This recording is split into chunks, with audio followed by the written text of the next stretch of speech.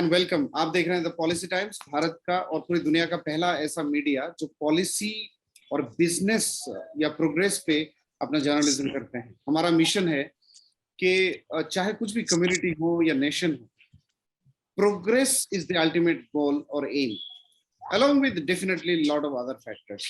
Now progress and prosperity आज के capitalist जमाना में एडुकेशन और एंटरप्रेन्योरशिप ये दोनों बहुत इंपॉर्टेंट, एंड इनोवेशन डेफिनेटली ये बहुत इंपॉर्टेंट पैरामीटर्स हैं। पूरी दुनिया में कई बार हम कह चुके हैं, पूरी दुनिया में कोई भी आप नेशन देख लीजिए जो बिजनेस में प्रोग्रेसिव है, वो नेशन बिल्डिंग और देश में प्रोग्रेसिव है। कोई भी कम्युनिटी ले लीजिए, कोई भी रीजन ले लीजिए, जो बिजनेस में अच्छे हैं वो सोशियो इकोनॉमिक डेवलपमेंट में अच्छे हैं। That has become the normal norms and trends. और इसी पे गुफ्तगू करने के लिए हमारे साथ दो लीडर हैं, बेंगलोर हैदराबाद के, इंडिया का सिलिकन, बेंगलोर के जो इंडिया का सिलिकन वैली कहा जाता है। किस तरह से बेंगलोर बना वो भी हम सुनेंगे एक साइड गुफ्तगू में। लेकिन आज का जो मुद्दा और मेन डिस्कशन हम करेंगे एमएसएमई और एमएसएमई जो सेक्टर है, micro small and medium enterprises, वो पूरे देश का बहुत अटूट और इम्पोर्टेंट हिस्सा है। जब हम बिजनेस की बात करते हैं, एक छोटा सा आंकड़ा दिखा दूं ताकि हमारे स्पीकर्स को थोड़ा सा एक आइडिया हो जाए। एमएसएमई हम किसको कहते हैं, ये एक इंडियन ब्रांड इक्विटी फाउंडेशन का एक हल्का सा डेफिनेशन। हालांकि एमएसएमई के डेफिनेशन को लेके काफी बहस चला था एक टाइम पे, और हम लोग काफी सारे सजेशंस भी दिए थे। माइक्रो उसको कहा जाता है जो 25 लाख से कम इन्वेस्टमेंट करके बिजनेस शुरू होती है और 5 लाख तक उसका टर्नओवर होती है। तो आप अगर देखें, यानी 25 लाख से नीचे, 10 लाख से ऊपर और 25 लाख के नीचे अगर आप इन्वेस्ट करके कोई बिजनेस शुरू करते हैं और उसका टर्नओवर 5 करोड़ से नीचे है, उसको माइक्रो कहा जाता है। स्मॉल उसको कहा जाता है जो 25 लाख से ज्यादा आपने पैसा लगाया, इन्वेस्ट किया, नियोग किया, और उसका टर्नओवर करीब 50 करोड़ के आसपास जब होता है तो उसको हम स्मॉल एंटरप्राइजेस कहते हैं। और मीडियम एंटरप्राइजेस उसको हम कहते हैं जिसपे इन्वेस्टमेंट करीब 5 करोड़ से ज्यादा, मैंने 5 करोड़ से ज्यादा बिजनेस है लेकिन इन्वेस्टमेंट 2 करोड़ से के करीब आपने इन्वेस्ट किया है, उससे ज्यादा इन्वेस्ट किया है। 5 से 250 करोड़, यानी 50 से 250 करोड़ तक जो जर्नी होती है टर्नओवर के मामले में। तो इसमें 3 अलग अलग कैटेगरी है, टर्नओवर, इन्वेस्टमेंट, तो इसमें कंफ्यूज नहीं होइएगा। तो मैं टर्नओवर में बोल दूं, 5 करोड़ से नीचे अगर है तो माइक्रो है, 50 करोड़ के नीचे अगर है तो स्मॉल है, यानी 5 से 50 करोड़, और 50 करोड़ से 250 करोड़ का अगर टर्नओवर है तो उसको मीडियम एंटरप्राइज कहा जाता है। और इन्वेस्टमेंट में नहीं, 25 लाख से नीचे अगर इन्वेस्टमेंट है उसको माइक्रो कहा जाता है।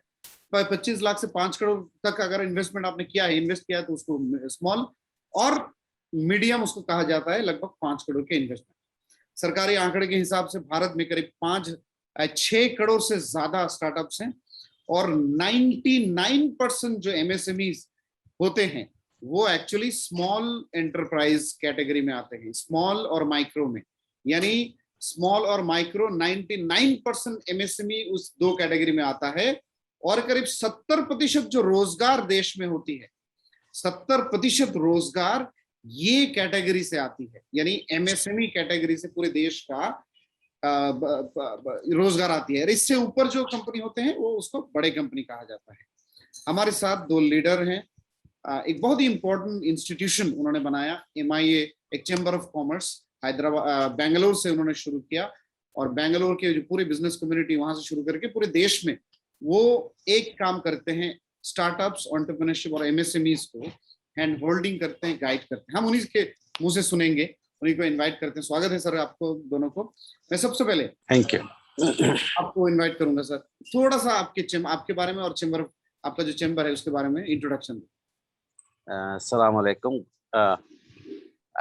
हमारा एसोसिएशन जो है मुस्लिम इंडस्ट्रियलिस्ट एसोसिएशन, ये 2004 में एस्टैब्लिश हुआ with 2 major objectives, entrepreneurship development और supporting the cause of education. वो एक 20 मेंबर की छोटी ग्रुप से शुरू हुआ था। अल्हम्दुलिल्लाह today we have more than 500 members हमारे एसोसिएशन में हैं। हमारे एसोसिएशन में विमेन एंटरप्रेन्योर्स को अभी 3 साल से ज्यादा हम प्रमोट कर रहे हैं। तो we have got about 75 women entrepreneurs here अभी हाल में। एक्सेलेंट। ओके, हमारा जो काम करने का तरीका है, इसको 6 वर्टिकल्स में हम डिवाइड कर दिए हैं। एक पहला वर्टिकल होता है स्टार्टअप इकोसिस्टम। तो उसका एंड टू एंड का जो भी काम होता है उसमें वो पूरा स्टार्टअप इकोसिस्टम के लिए काम करता है। वर्टिकल 2 जो हो हमारा है वो है इसका इंस्टीट्यूशनल टाइप्स में हम लोग क्या है एकेडमिया से हम लोग टाइप करते हैं, कॉर्पोरेट से टाइप करते हैं। So for placements, for internship, for bringing the spirit of entrepreneurship among the students, इसके लिए काम करते हैं। तो वर्टिकल 3 हमारा जो होता है that is regarding event management. हमारे जितने भी काम काज होता है उसका ऑर्गेनाइजिंग होता है या मेंबरशिप ड्राइव होता है, इसको देखता है vertical 3। Vertical 4 is basically fund rising. Vertical 5 एक बहुत पावरफुल वर्टिकल है हमारा, जहां नेटवर्किंग होता है हमारा, बिजनेस नेटवर्किंग। एक दूसरे को लीड्स देते हैं, रेफरेंस देते हैं, बिजनेस देते हैं, एक दूसरे का बिजनेस प्रमोट करते हैं। तो वो बिजनेस नेटवर्क मीटिंग होते हैं, वो हम लोग पार से उसे मुलाकात कारोबार बुलाते हैं उसको। वो हर महीना एक मीटिंग होती है जी। तो ताहिर साहब, मैं आपको थोड़ा सा उस गुफ्तगू को आगे करने के लिए रिक्वेस्ट करूंगा। जी थोड़ा चैम्बर के बारे में। अब पहला सवाल मैं आपके, थोड़ा आपका इंट्रोडक्शन भी दीजिएगा इसमें। और पहला सवाल ये है कि अभी एमएसएमई के साथ आप काम कर रहे हैं, करंट चैलेंजेस और अपॉर्चुनिटीज क्या देख रहे हैं आप इस जब आप स्टार्टअप्स को हैंड होल्डिंग कर रहे हैं? बेसिकली अभी हमारा जो मिशन और विजन जो है एमएसएमईज एंड स्टार्टअप्स को हैंडल करना है, ठीक है। और we are working towards entrepreneurs and apart from that ये क्या है, अब जैसे कि गवर्नमेंट ने अब एक ये बनाया है नीति आयोग बोल के, आत्मनिर्भर के अंडर 5 मिनिस्ट्रीज को दिया जो स्टार्टअप्स और एमएसएमईज को मतलब जो चैलेंजेस हैं उनके जो करना चाहते हैं, तो उस हिसाब से वो 5 मिनिस्ट्रीज को रोक इन किया है। जैसे मिनिस्ट्री ऑफ अर्बन डेवलपमेंट है, डिफेंस है, आपका हेल्थ है, देन उसके अंदर प्रोसेसिंग आता है। तो इसके अंदर ये 5 मिनिस्ट्रीज को दिया है। तो उसके साथ पर्क्स भी दिया है। ये उसके चैलेंजेस जैसे प्लास्टिक बैन कर दिया, तो प्लास्टिक जैसे बैन किया है तो उसके साथ इनोवेटिव कुछ नया कुछ लाए, तो उसमें बहुत सारा काम हो रहा है। तो on that basis we are working towards. So we were actually discussing same with the president. So अभी कुछ बात करेंगे इस पे हमारे अफसर साहब। जरूर। तो बिजनेस साहब के जी। पास मैं आ रहा हूँ। बिजनेस साहब, स्टार्टअप के साथ आप काम कर रहे हैं, किस तरह से ये जो पिछले खास करके पिछले 5 से 10 साल के बीच, किस तरह से आप स्टार्टअप के बीच प्रॉब्लम, चैलेंजेस और उसके अपॉर्चुनिटीज देख रहे हैं आप इंडिया में? अभी स्टार्टअप्स तो एक्टिवली 2-3 साल से हम लोग फोकस कर रहे हैं स्टार्टअप्स के लिए। एमएसएमई तो बहुत सारे एमएसएमई में जो भी स्टार्टअप्स हैं और उनके जो भी फंडिंग है, उनका जो भी सपोर्ट होता है गवर्नमेंट से, अल्हम्दुलिल्लाह we have got some 4 to 5 people funding for their projects. तो अभी तक हम दिलवा चुके हैं हमारा स्टार्टअप इकोसिस्टम का इसमें। और बाकी का जो स्टार्टअप्स इज नॉट नेसेसरीली हमारा जो हाई फाई जो स्टार्टअप व्हाट वी अंडरस्टैंड, उसके बारे में बात नहीं करते। अभी एक बंदा बहुत छोटा सा आदमी है जो रोजमर्रा की उसकी गुजरमाश के लिए कुछ करना चाहता है, वो आता है, अप्रोच करता है, सर मेरे पास मेरा आइडिया है, मेरे पास फंड्स नहीं है, मेरे पास इंफ्रास्ट्रक्चर नहीं, मेरे लिए कुछ करो। तो उसको खड़ा करना, I will tell you from the scratch, हम उसको भी स्टार्टअप्स मान के इंशाल्लाह उसको भी बहुत सारा हेल्प करने की कोशिश करते हैं। ऐसे बहुत सारे केसेस हैं हमारे में, particularly women and men also we have supported like this. वो स्टार्टअप इज अभी जो बड़े पैमाने के जो स्टार्टअप्स बोलते हैं, they look for huge trying to become a unicorn kind of things, उसके ऊपर काम चल रहा है। जो भी लोग आएंगे, we provide the total infrastructure, guide, support, everything, वो करेंगे हम। ठीक है सर, एक बहुत ही बुनियादी सवाल है कि इंडिया एक थ्राइविंग नेशन के स्टेज में है, जहां स्टार्टअप्स, एंटरप्रेन्योरशिप मैसिव तरीके से बूम कर रहा है, प्राइवेट इक्विटी इन्वेस्टमेंट आ रहा है। मुस्लिम में ये स्टार्टअप की क्रेज यानी एंटरप्रेन्योरशिप की क्रेज किस हद तक है और किस हद तक आप देख रहे हैं, फील कर रहे हैं? See, India का potential is very huge. I mean, I'll tell you, it is being a population इसका advantage में है, इंडिया का पॉपुलेशन इंडिया के रिसोर्सेस एडवांटेज में है, और इंडिया के जो पर्टिकुलरली मुस्लिम कम्युनिटी है, ज्यादातर they prefer being self employed और एंटरप्रेन्योर देन गोइंग टू। अब हमारा जो एमआईए का मोटो भी है, create entrepreneurs who generate and provide employment rather than employment seekers, ये हमारा मोटो है। तो हम लोग इसको ही पुश करते हैं कि भाई जो भी है अपने पैर पे खड़ो, एक दो चार लोगों को एम्प्लॉयमेंट देने की ताकत रखो। इसके बजाय के आप लोग एप्लीकेशन पकड़ के, सीवी पकड़ के आप दफ्तर दफ्तर घूमो, ये नहीं बोलते हम लोग। हम लोग ज्यादातर कोशिश करते हैं कि भाई अपने आप को एक एंटरप्रेन्योर बनाओ, where you can contribute directly to the economy of the country, GDP of the country, and you can generate employment and give employment। इसके बारे में ये अच्छा होता है हमारा। कैसे क्या compare करता माइनॉरिटी, हूँ? मेरा जो सवाल था, जो माइनॉरिटीज हैं, चाहे वो दलित हो, आदिवासी हो और दूसरे एसएसटी हो, ये लोग किस तरह से स्टार्टअप जो बूम या ये जो इंडिया का राइज है उसको एक्सप्लोर और लिवरेज कर पा रहे हैं? पहली चीज अवेयरनेस। ऐसे हमारे जैसे इदारे जो हैं बहुत सारे आगे आना है इंडिया में, एंड हम लोग यही भी चाहते हैं कि हमारा जैसा हमारा एसोसिएशन है, वी ओपन डिफरेंट चैप्टर्स और डिफरेंट लोकेशंस ऑफ द, ये बात पहुंचाए सबको, तो अब सबको एंथुज करें कि भाई आओ इसमें। तो ये हमारा जो मिशन है, ये हमारे ऑल ओवर द कंट्री ये रिप्लिकेट हो गया, तो ये मूवमेंट बहुत जोर पकड़ेगा इंशाल्लाह, जो पकड़ेगा। और बहुत सारे लोग जो एंटरप्रेन्योरशिप का ख्वाब भी नहीं रखते, उनको एंटरप्रेन्योरशिप बनने वाला उनको ख्वाब डालेंगे, उनको रियलिटी में तब्दील करेंगे, और जो एंटरप्रेन्योर्स हैं उनको मेन स्ट्रीम में लाएंगे। मोस्ट ऑफ द एंटरप्रेन्योर्स और इन अनऑर्गेनाइज्ड सेक्टर, उनको ऑर्गेनाइज सेक्टर में लेके आएंगे, मेन स्ट्रीम में लेके आएंगे। इसमें क्या होता है, इंडिया का जो एमएसएमई सेक्टर होता है बहुत ऑर्गेनाइज, डिसिप्लिन एंड बहुत यूनिफाइड, उसको प्रोवाइड कर सकता है कि एक मोमेंटम प्रोवाइड कर सकता है इंडिया की ग्रोथ में। बस चैप्टर्स फॉर्मेशन होना है एवरीवेयर। राइट। यहाँ मैं हमारे सेक्रेटरी जनरल साहब को भी बोलूंगा, सर किस तरह से आप देखते हैं स्टार्टअप्स आने से पहले मैं थोड़ा सा ये कर दूं कि भारत सरकार ने बहुत सारे कदम लिए। देखिए एमएसएमई सेक्टर का जो ग्रोथ है, अब सेक्टर ओवरव्यू में देखिएगा कि number of MSMEs in India 18.5% rate पे ग्रो कर रहा है, यानी इतना ज्यादा स्टार्टअप्स और छोटे छोटे बिजनेस आ रहे हैं। और फाइनेंशियल ईयर 2021 में अगर देखें आप, यानी 9.5 ट्रिलियन का लोन डिसबर्स किया गया है, 128 बिलियन डॉलर का लोन डिसबर्स किया गया है, जो 40% राइज है, यानी 40% इंक्रीज है एमएसएमई को लोन, सरकारी लोन और ग्रांट देने के लिए। बहुत सारे सरकार के बॉडीज हैं, जैसे खादी एक बॉडी है, क्वेयर बोर्ड है, नेशनल जो NSIC है, NIMSME है, तो ऐसे बहुत सारे स्कीम्स सरकार के हैं। इधर आप देखिए कि बहुत बड़ा एक स्कीम सरकार का आया है, special credit linked capital subsidy. तो अब मैं आता हूं सर आपके पास, सरकार ऐसा नहीं है सरकार की स्कीम्स नहीं है, बहुत सारे होते हैं, लेकिन किस हद तक थोड़ा लेस एडुकेटेड छोटे मोटे जो व्यापारी हैं, जो बिजनेसमैन हैं, वो किस तरह से एडवांटेज ले पाते हैं सरकार के इन सारे स्कीम्स के? तो प्रेसिडेंट साहब से शुरू करते। अच्छा, ये जो स्कीम्स तो हैं, गवर्नमेंट के स्कीम्स हैं, पहले भी थे और आप रेगुलरली आ रहे भी हैं, नए नए स्कीम्स आ रहे हैं।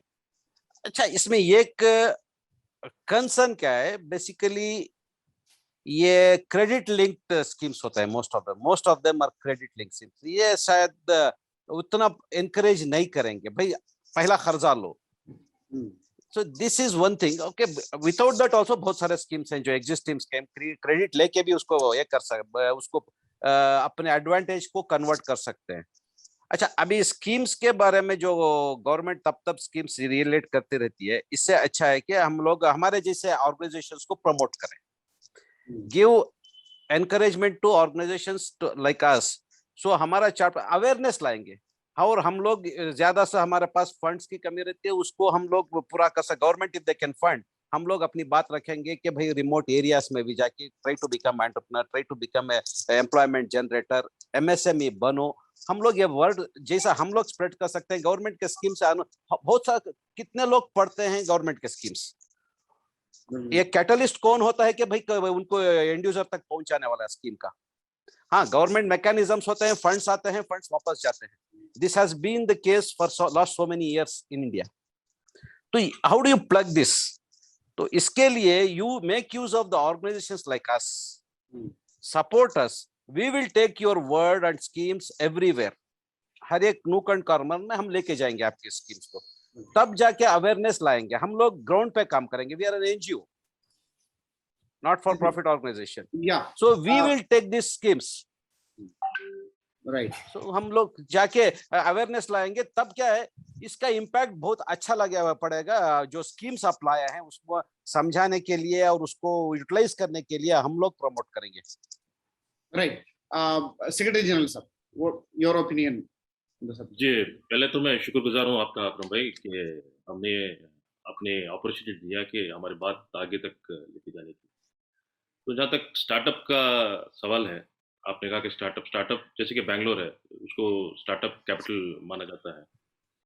तो यहाँ पे हमारे बहुत सारे इंक्वायरीज आते हैं हमारे इदारे में कि स्टार्टअप्स को कैसे, मतलब स्टार्टअप्स आते हैं तो वो पूछते हैं कि कैसा हमें मतलब हैंड होल्डिंग किया जाएगा, किस हिसाब से हमें स्कीम्स के बारे में बताए जाएंगे, मतलब सब्सिडीज क्या है, किस हिसाब से।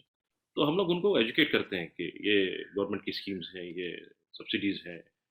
तो हमारा ये कंटिन्यूस एक एफर्ट रहा है हमारे इदारे में, apart from MSMEs and particular when it comes to startups के लिए मतलब दे आर वेरी, जैसे इंक्यूबेशन है, हमारा अपना एक इंक्यूबेशन सेंटर बनाया है हमने। तो उनको लाते हैं, इंक्यूबेट करते हैं, then from marketing to branding to तो टोटल हैंड होल्डिंग किया जाता है। तो जैसे कि हमारे प्रेसिडेंट साहब बता रहे थे कि हैंड होल्डिंग और उसके अलावा एक नॉलेज होती है, जैसे कि इंफॉर्मेशन होती है। जैसे कि अभी गवर्नमेंट के स्कीम्स आते हैं, ऐसे स्कीम्स बहुत सारे जो एंटरप्रेन्योर्स को पता ही नहीं रहता कि स्कीम्स क्या हैं, मतलब ये स्कीम्स को कैसे यूटिलाइज किया जाएगा, तो इसमें सब्सिडीज कैसा लिया जाएगा। तो वो हम लोग उस पर काम करते हैं कि गवर्नमेंट से क्या, गवर्नमेंट के लिए क्या रिकमेंडेशन या सजेशन आपका रहेगा बिजनेस को और बढ़ावा देने के लिए, प्रमोट करने के लिए, चाहे वो सेंटर के हों या स्टेट के? अच्छा, सी एमएसएमई जैसा आप इंट्रोडक्शन में बता रहे थे कि इतनी पावरफुल एक सेगमेंट है इंडियन इकोनॉमी के लिए, बहुत powerful in terms of employment generator के लिए बहुत पावरफुल सेक्टर है MSME sector. In terms of GDP economy के लिए भी ये बहुत पावरफुल सेक्टर है। अच्छा, इसमें ये जिस तरीके से ग्रो होना चाहिए, जिस तरीके से एक्सपेंड होना चाहिए, जिस तरीके से प्रमोट होना चाहिए, शायद ये नहीं हो रहा। तो लेट अस फाइंड आउट उसका रीजंस क्या है बेसिकली। तो इसके बेसिकली रीजंस क्या है? Encouragement to budding entrepreneurs. हम लोग बेसिकली स्टार्टअप्स के लिए आते हैं, कोई वेंचर कैपिटलिस्ट आता है, उनको प्रमोट कर देता है, वो जाता है। गवर्नमेंट क्या करती है? Government doesn't come into that, so okay थोड़ा टैक्स बेनिफिट्स ये वो दे देती है, मगर वो how many startups are there compared to the total MSMEs of India? Very negligible percentage. Actually government को सपोर्ट करना है the mainstream MSMEs, micro and small medium industries को, इनको सपोर्ट करना है, इधर से बढ़ेगा। हाँ, encouragement to startups is a point, definitely वो कर रहे हैं, अच्छा है। अगर कोई बन जाएगा तो बहुत बड़ी कंपनी बनेगी, ओके उसके लिए फंडिंग तो ऑटोमेटिकली वर्ल्ड वाइड आ जाएगी। ओके, गवर्नमेंट ऑफ इंडिया और लोकल स्टेट गवर्नमेंट्स क्या कर सकते हैं? हमारे जो प्रॉब्लम्स हैं बेसिकली एमएसएमई के प्रॉब्लम्स क्या है? I would say starting with GST में काफी कंप्लायंसेस के प्रॉब्लम है। हमारे जो छोटे छोटे जो एमएसएमईज हैं, they can not afford accountants और चार्टर्ड अकाउंटेंट्स और इवन कंपनी सेक्रेटरीज, इन लोगों को अफोर्ड करना बहुत मुश्किल होता है। ओके, मगर कंप्लायंसेस का जो डिमांड है वो है, तो इसके लिए बहुत सारे फेल्यूर्स हो रहे हैं बिकॉज दे कैन नॉट, वो चाहे तो भी नहीं कर पाते because they are not so educated and so skilled and उनका इंफ्रास्ट्रक्चर इतना बड़ा नहीं होता कि भाई वो कंप्लायंसेस को हैंडल करे।